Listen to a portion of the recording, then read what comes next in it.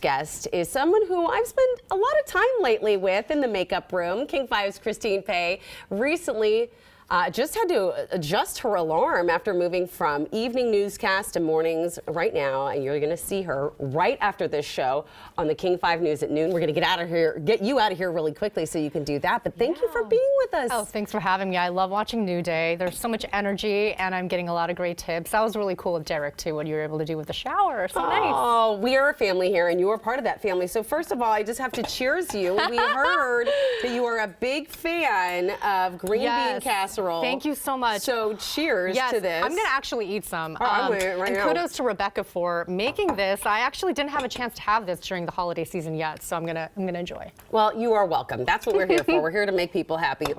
Besides green bean casserole, did you have any fun holiday traditions growing up? So we would go to my aunt's house a lot for prime rib, and she always was a fantastic cook. I mean, she was able to cook it perfectly, so that was always fun. And of course, the traditional, you know, lighting up the tree and all of that, so that's always a plus. So, okay, I just heard in my ear, because you and I are both from Southern California, it says here, did you have a chance to hit the slopes yet? Did you ski? Did you go up to like Big Bear or Lake Arrowhead? Yes. So, you know, you're familiar with Big Bear. That my uncle has a cabin up there, so we would go there every Christmas, and that's where I learned to ski. That's where I learned to snowboard. I was terrible at it, and then took a long break. But then when I was living in New Mexico, I started going a little bit more. So now I can't wait to go this season here in Washington. Are you a skier? I am a skier. I've skied Big Bear. I've skied Lake Arrowhead, Taos even in New Mexico, which is a hard mountain to ski. I haven't yet skied here.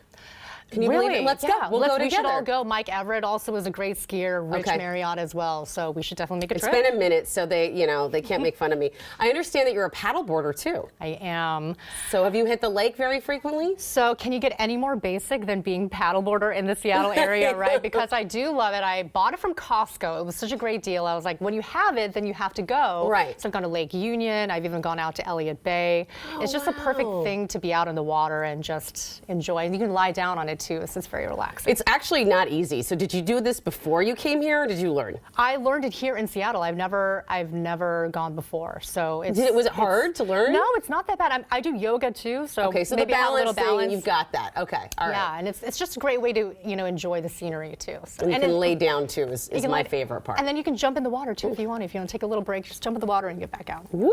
Yeah. Cold now. Not right now. I wouldn't suggest it. One of the best things about working in news is it takes you all kinds of places around the state. Are there any place you've been hoping to visit that you haven't made it to yet?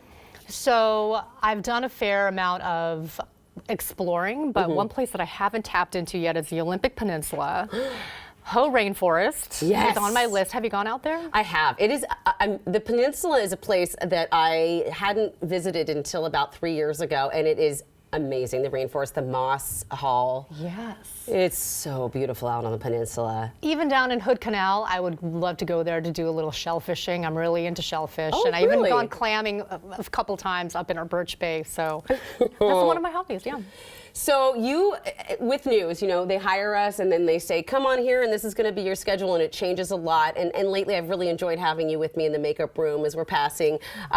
So you're now anchoring the noon. Yeah. But you're also doing a little bit of the morning show. So how has that been, adjusting the alarm clock? So our evening shift is called nightside. You've done nightside shifts, I'm sure, where you get in the afternoon and then you're basically on until the 11 o'clock newscast, and then you come home. And then for me personally, I'm not going to bed right away. No, I would go to bed at like the refrigerator in the morning. Yes, and that's the norm. And so to make the transition, it hasn't been too bad. I mean, I did have a little bit of a cushion in between while I was home to spend some time at home. So it's been just fine. And it's not that early to start the Kong. And we get in at 6 o'clock. So that's very manageable. And you're anchoring Kong. 1 hour of Kong at 7 o'clock and the 8 o'clock hour as well. Yeah. That is awesome. Yeah, it's been great. The team is awesome. Everyone's just been... It's a different team from the nightside crew, because we almost never see each other, only ships passing through the night, but everyone's just been great. It is a great team. I miss those guys over there and love them, and I'm so glad that they have you. You're talking about wind down, and I remember this, especially on the night shift, because you're so adrenaline is high and it's 11 o'clock at night, it's the end of your day. So you go home and you wind down with a good TV show. What are you watching right now? So I watch a lot of YouTube lately, and there's this great channel. It's this young couple. They're very outdoorsy. They sometimes come up to the Pacific Northwest. It's called Outdoor Chef Life, and they catch one of the guys is a fisherman. He catches a fish, and then he'll cook it right there.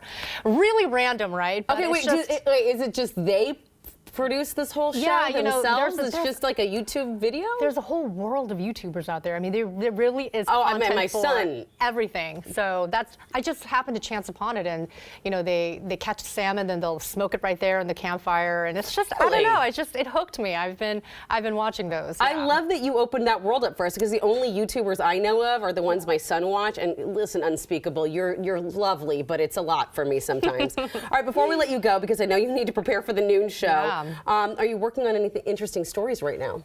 So Roberto Romero, who is the executive producer of Facing Race, we just had a meeting about this. We're doing some specials focusing on the CID, Chinatown International District. Yep. So looking forward to that. Yeah. Well, I'm so glad that you're here. It's a pleasure. I'm glad that we're both kind of on the same shift, because I love talking to you every morning. Same. Thank you so much for having me. We'll see you again soon, Christine, and you can share more of your stories here. Meantime.